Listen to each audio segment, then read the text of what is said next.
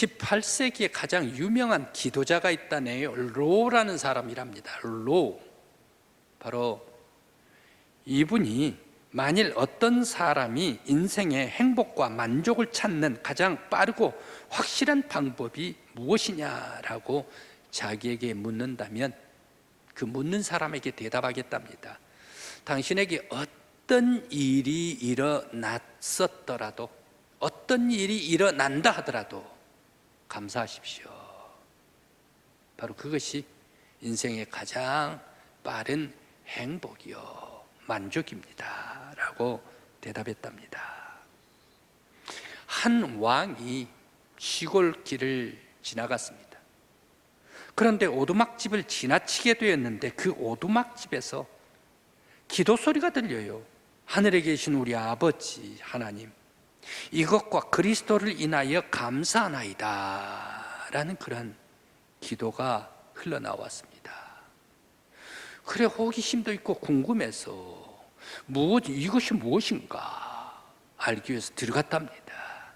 그런데 그 기도하는 모습이 너무너무 진실하게 기도를 하고 있는데, 바로 이 점심 식사 시간에 조그만 빵 하나 얹어놓고 물 옆에 하나 있는데 바로 이것을 주셔서 감사합니다 라고 하면서 진지하게 기도를 했답니다. 여기 바로 이 사람, 가장 행복한 사람, 그 빵 조그마한 것을 놓고 하나님 앞에 감사 기도하고 있는 이 사람이 분명 가장 행복한 시간일 것입니다.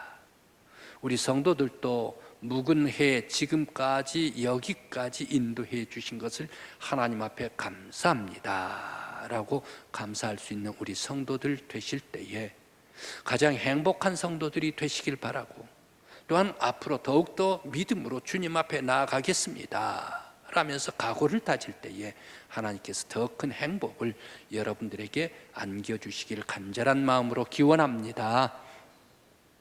오늘 23년 가장 마지막 섣달 금음입니다. 그리고 마지막 주일 53번째 주일이랍니다. 53번째 주일. 저는 세보지를 안 했는데 우리 김 집사님이 이번 올해는 52주가 아니라 53주입니다 라고 얘기를 해요. 어떻게 52주가 아니라 53주가 될 수가 있는가? 세보고 또 세봤대요.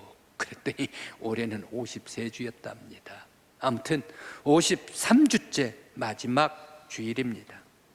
우리들은 해를 보내면서 아쉬운 마음을 가지고 성전에 올라왔습니다.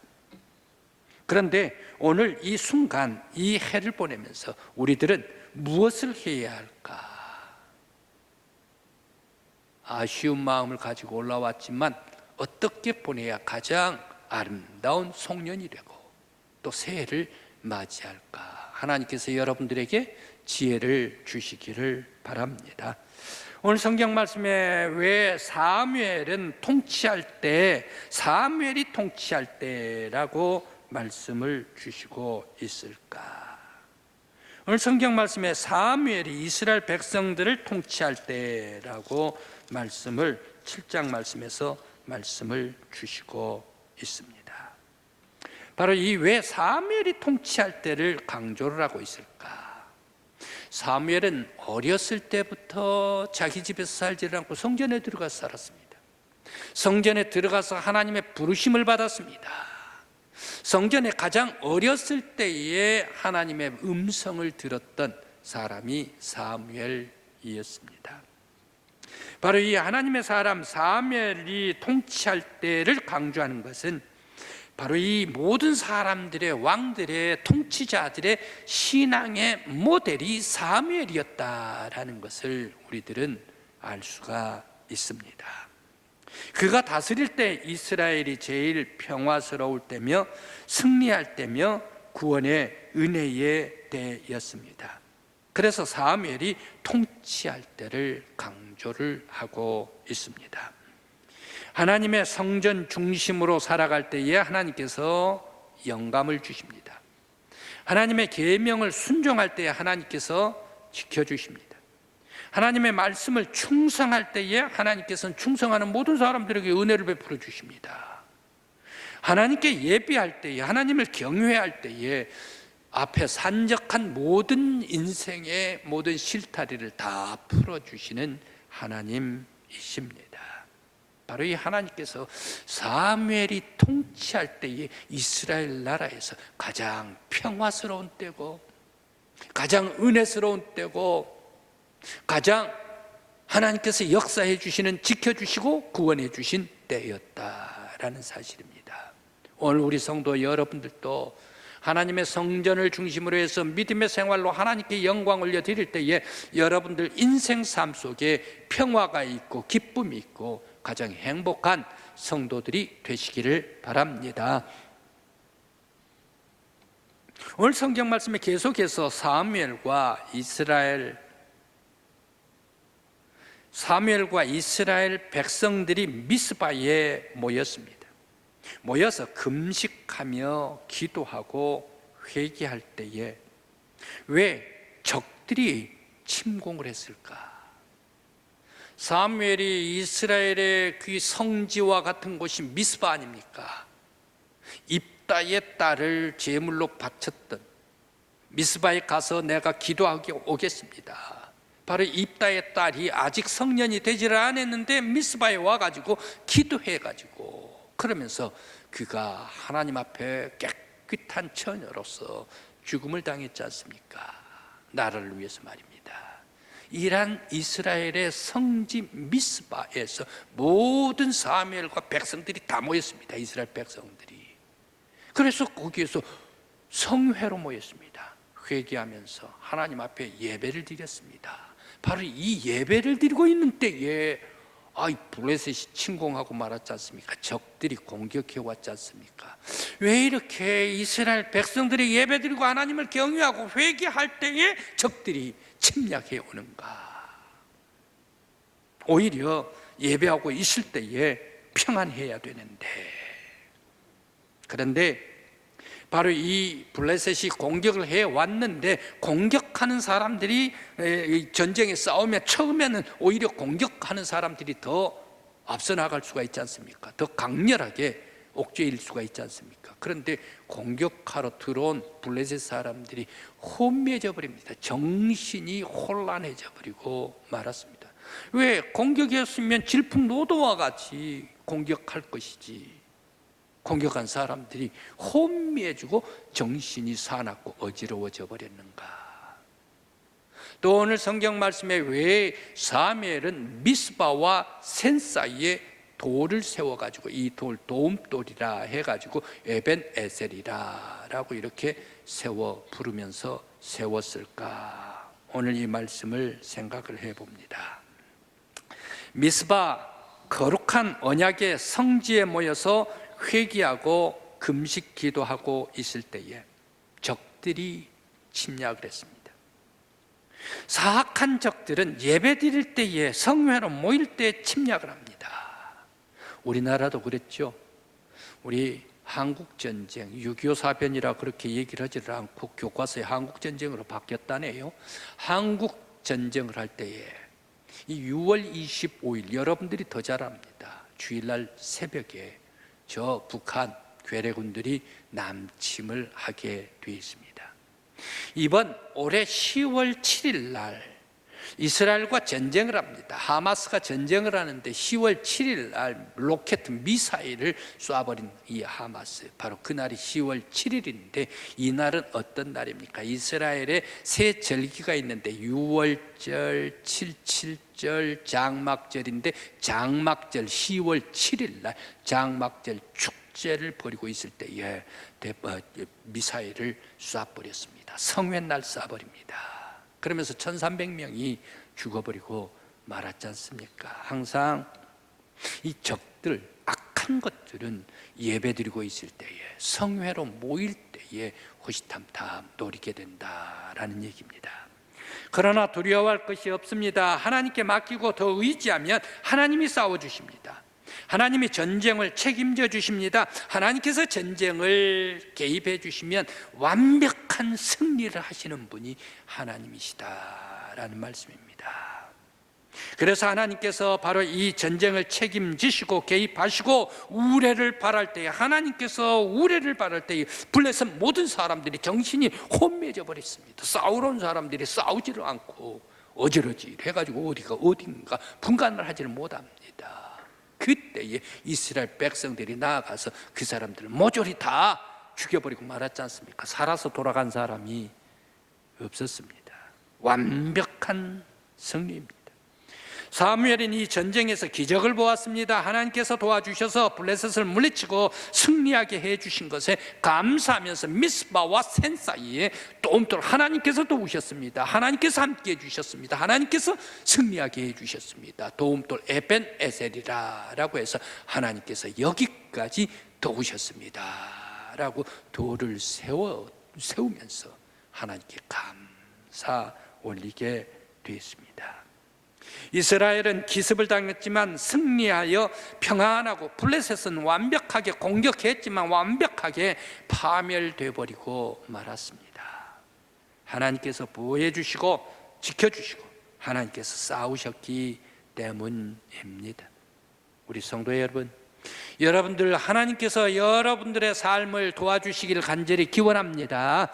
여러분과 함께 해주시길 간절히 기원합니다. 그러면서 새해에는 하나님을 더 의지할 때에 매일매일 승리의 환성을 올릴 수 있는 우리 강국교회 성도들이 되시길 간절히 기원합니다. 하나님께서 지켜주시면, 하나님께서 지켜주시면 어떤 적들도 우리들을 뚫을 수가 없습니다. 하나님께서 함께 하시면 어떤 것들도 우리들을 이길 수가 없습니다. 그런데 하나님께서 버리시면 우리 사람들은 아무것도 할 수가 없습니다. 하나님께서 사람들에게서 떠나가 버리면 그 사람이 왕의 갑옷을 입었다 하더라도 그 사람 죽고, 왕이 아무리 사람들의 평민복을 입어서 나는 왕이 아니다라고 백성들과 같이 숨는다 하더라도 쪽집게처럼 핀셋으로 뽑아가지고 귀를 없애버리시더라 라는 말씀입니다. 핀셋으로 뽑히는 것과 같이 죽임을 당할 수밖에 없는 것이 우리의 인생입니다. 성경에서 그런 사람이 있습니다.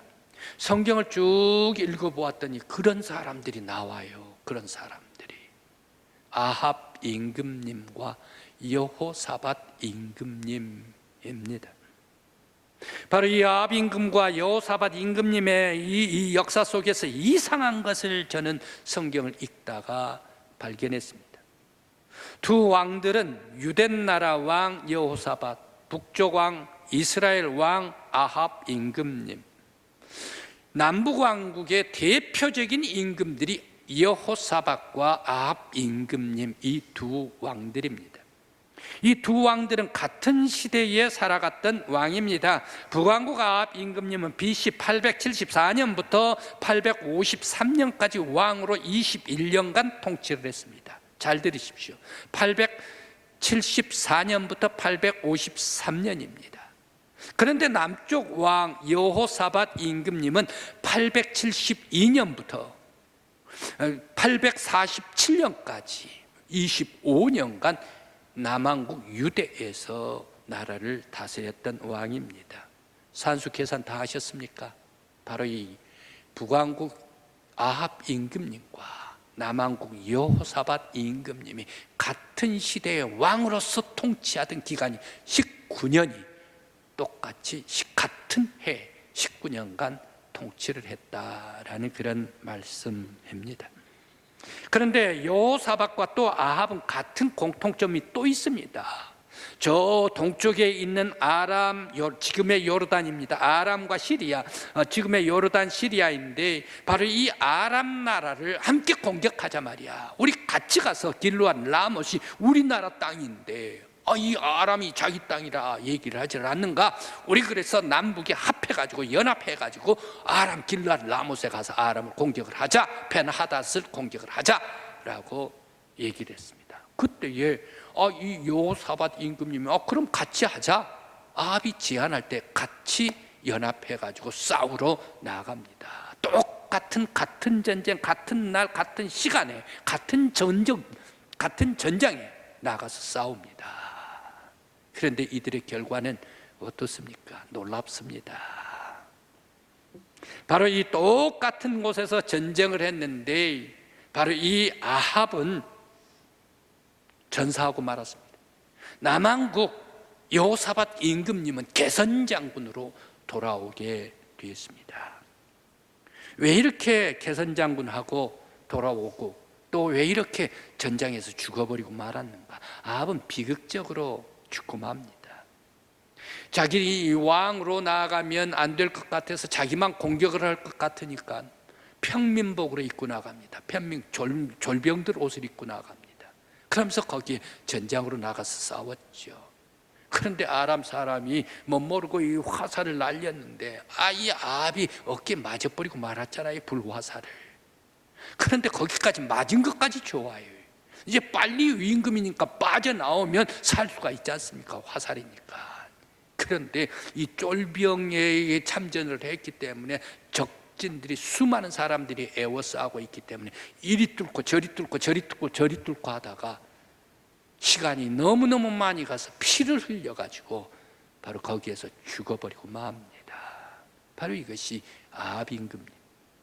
그런데 그 전쟁에서 모든 사람들이 이스라엘 그리고 유대가 승리하고 옵니다. 모든 사람들이 다 승리했습니다. 여호사밧 임금님도 개선장군을 했는데 세상에 아합 임금님만 한 사람만 딱 죽어버리고 말았다라는 얘기입니다. 왜 이랬을까? 아합은 아세라 바알신과 아세라를 섬기면서 하나님을 불순종하고 배반한 아합 왕이었기 때문에 하나님께서 제거하기 위해서 어떻게 하면 이 아합을 전쟁으로 내보낼 꼭꼭꼭 하나님께서 생각을 하고 있었습니다. 그때에 거짓 선지자들의 입에다가 이 아합이 길르앗 라못에 가서 전쟁을 하도록 하자, 그러면 이깁니다 라고 거짓 예언을 그들에게 주었습니다. 거짓 예언자들의 얘기를 듣고 아합이 참석을 합니다. 길르앗 라못 전쟁에. 그래 그 자리에서 죽어버리고 말았다라는 얘기입니다. 하나님께서 길르앗 라못에 아합을 데려와 가지고 제거해버리고 말았다라는 사실입니다. 그런데 이 아합은 어떻습니까? 자기 혼자만 죽지를 않습니다. 충성하지를 않은, 그리고 우상을 섬겼던 이 아합은 자기의 후손들 어떻습니까? 자기의 아들도 왕입니다. 대신해서 요람 왕, 그 또 형제도 또 왕입니다. 아시아 왕. 이 사람도 다 죽어버립니다. 남쪽에 이 외손자가 있었습니다. 외손자 이름도 똑같이 아시아입니다. 이 외손자 왕도 죽어버리고 맙니다. 아무튼 아합의 후손들은 전부 다 죽어버리고 왕통이 패가망신해버리고 말았다. 하나님께 불순종할 때, 우상을 섬길 때. 그런데 여호사밧은 어떻습니까? 하나님께 순종하고 충성을 다했던 여호사밧입니다. 개선장군 할 뿐만 아니라 여기에서 끝나지를 않습니다. 또 남쪽에 전쟁이 붙습니다. 여호사밧. 바로 그 전쟁 남쪽에는 어떤 사람들이 들어옵니까? 바로 이 에돔, 모압, 그러면서 저기 세일산의 족속들 3개 연맹이 유대왕 바로 이 여호사밧 임금님을 공격에 들어왔습니다. 그때 하나님께서 뭐라고 얘기를 합니까? 너는 나가서 싸울 것이 없다. 이 전쟁은 나의 전쟁이다. 하나님께 속한 전쟁이다. 너는 나가서 찬양만 하라 라고 얘기를 합니다. 그때 여호사밧 임금님께서는 하나님의 말씀대로 하나님을 송축하고 하나님을 찬양을 했습니다. 그때 어떻게 됐습니까?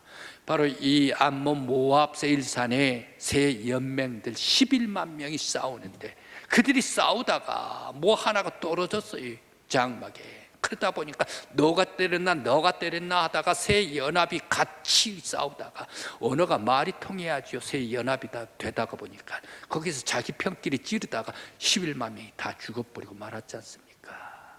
그런데 여호사밧이 바로 그들 세 연합 모든 사람들이 다 죽어버렸는데 거기에서 전리품을 얻는데, 전리품이 얼마나 많이 얻나?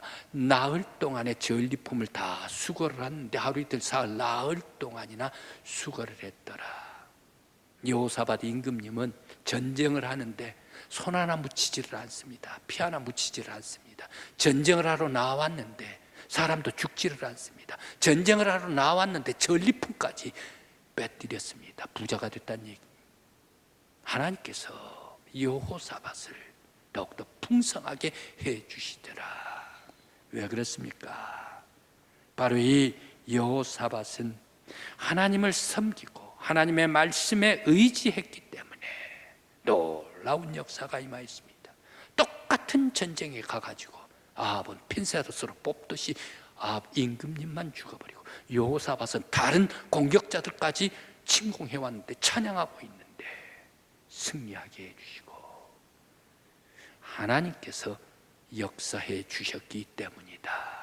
우리 성도 여러분, 여러분들은 누가 여러분들의 인생, 여러분들의 영혼을 이끌고 가고 있습니까? 바로 하나님의 말씀 속에 기도하면서 예수 그리스도가 여러분들을 인도해 주시길 바라고, 전능하신 하나님께서 여러분들의 앞뒤에 서서 호위해 주시고 이끌어 주시길 간절히 기원합니다. 여러분들의 인생이 승리한 인생들이 되시길 간절히 기원합니다. 요즘 문화 놀이에서 너무너무 문화 놀이 그리고 취미 콘텐츠가 홍수같이 쏟아집니다. 혼자서도 아주 재밌게 잘 사는 시대가 바로 지금입니다. 그렇다면 내가 혼자 즐기는 것이 행복할까? 아니면 더불어 즐기는 것이 행복할까? 아니면 즐기는 것이 행복할까? 아니면 내가 섬기는 것이 행복할까? 과연 우리 사람들 인생의 행복이 무엇일까 생각을 해봅니다. 바로 이 행복에 대한 두 형제들이 있습니다. 16세기의 영국의 캐린의 가정입니다. 바로 그 캐리 아저씨는 두 아들이 있었습니다. 형제입니다. 형은 조지 캐리, 두 번째는 윌리엄입니다. 그런데 이 조지는 어떤 사람입니까? 금융업을 해가지고 돈을 엄청나게 잘 벌어들였습니다. 옥스퍼드 대학 출신입니다. 그래서 많은 사람들이 이 조지에게 부호다라고 얘기를 하면서 아주 부자인 것을 칭찬을 해 주었습니다. 그러면서 아주 부호로서 떵떵거리면서 살았습니다. 그런데 동생은 어떻습니까? 윌리엄은 책에서 인도 이야기를 책을 읽었습니다. 인도 사람들이 이렇게 사는가 싶어가지고 인도 사람들을 사랑하고 인도 땅을 사랑하게 되었습니다. 그래서 그는 인도에 복음을 증거하러 나아가는 선교사가 되었습니다. 선교사로 가면서 그는 어떻게 됩니까? 인도에서 복음을 전파를 합니다. 그러면서 성경을 증거를 합니다. 병원도 세웁니다. 학교도 세워줍니다. 그리고 또 찬양도, 찬송가도 작곡을 하고 편찬을 해냅니다. 바로 그 윌리엄 캐리입니다. 그래서 이 윌리엄 캐리는 근대 선교사의 아버지다라고 이렇게 얘기를 합니다. 그런데 이 조지 형과 윌리엄 동생 캐리의 옥스포드 사전에 이름이 올라왔답니다. 윌리엄 캐리는 한 장 반에 대해서 옥스포드 사전, 지금이야 모두가 핸드폰으로 가서 사전이 옥스포드 사전 같은 것이 없어져 버리고 말았는데, 이 옥스포드 사전에 한 장 반에 대해서 윌리엄 캐리에 대해서 설명을 하고 그 인생에 대해서 설명을 해 주었습니다. 이렇게 위대한 삶을 살고 갔다. 그런데 그 부호 형 조지 캐리는 어떻습니까? 그 조지 캐리에 대해서 설명이 나와 있습니다. 나와 있는데 뭐라고 나와 있나? 윌리엄 캐리 형 조지 캐리입니다. 바로 이 한 글자 나왔대요. 그렇게 부자였는데, 떵떵거리고 살았는데, 과연 인생이 무엇이 행복인가라는 것을 우리들은 이 윌리엄 캐리, 조지 캐리의 두 형제에 대해서 잘 알 수가 있습니다. 인생에 무엇이 축복인가, 무엇이 진정한 성공인가? 현대의 이상한 콘텐츠들이 도배를 하고 있습니다. 나만의 평안하기만 하면 된다. 물질의 가치와 실용주의 생활 철학이 인간 세상의 축복관을 변화시켰습니다. 나를 채우고 나 것만을 쌓고 욕망과 욕심만을 채우는 것, 바로 이것이 축복인가? 성경은 말하고 있습니다. 하나님과 가장 올바른 관계를 맺을 때에, 그래서 하나님의 뜻을 실천하면서 내가 더불어 섬기는 삶을 살고 있을 때, 바로 이때가 가장 행복한 순간이다라고 말하고 있습니다. 가장 은혜로운 사람이 있습니다. 바로 그 사람은 어떤 사람인가? 시골에서 한 사람이 예수 잘 믿고 교회 봉사 잘 하다가 서울로 이사를 했습니다. 그런데 목사님이 서울로 가서 그 이사간 성도님을 만났습니다. 요즘 어떻게 사십니까? 예, 저는 교회학교에서 부장이 되었습니다. 부장으로 섬기면서 열심히 봉사하고 있습니다.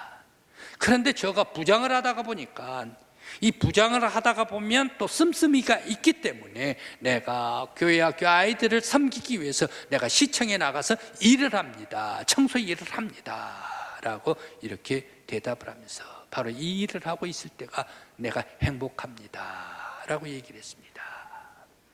한참 후에 몇 년이 지나가지고 다시금 목사님이 또 그분을 서울 가서 만나게 되었습니다. 또 만나면서 요즘 어떻게 지내십니까? 라고 얘기를 했습니다. 똑같은 그런 얘기를 했습니다.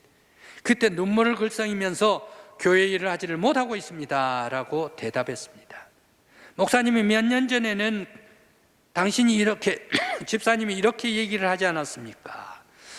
교회학교 부장이라면 부장 일을 하다가 경비가 필요하기 때문에 내가 시청 일을 합니다 라고 말씀하시지 않았습니까? 라고 얘기를 할 때에 바로 그 집사님이 펑펑 울었습니다. 그런 믿음을 가지고 있었을 때가 제 생애에서 가장 행복한 시간이었습니다 라고 하면서 울면서 후회를 했습니다. 성도 여러분, 바로 우리들이 가장 행복할 때가 어떤 때가 가장 행복할 때인가?